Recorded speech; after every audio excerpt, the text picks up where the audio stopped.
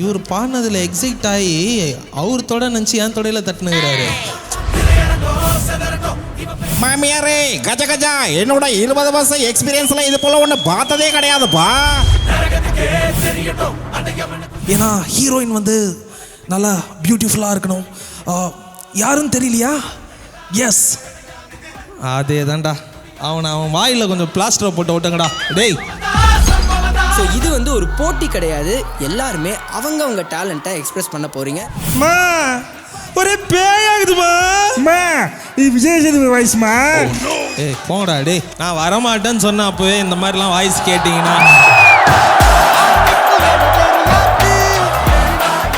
ஆரம்பிக்கும் இடம் தெரியாது, மேலவா. அதுதான் நம்ம எங்கே ஆரம்பிக்கிறோம் அப்படின்ற ஒரு விஷயம் யாருக்குமே தெரியாது.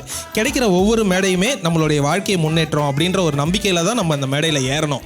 அந்த மாதிரி ஒவ்வொரு மேடையாக ஏறி தான் இன்றைக்கி நாம் இந்த ஒரு பொசிஷனில் வந்திருக்கோம். கைத்தட்டல்களுக்கு ஏங்குபவனே கலைஞன். இதை நான் ரொம்ப நம்புவேன். என்ன சொல்ல வரோன்னா கைத்தட்டிடுங்கன்னு சொல்ல வரோம்.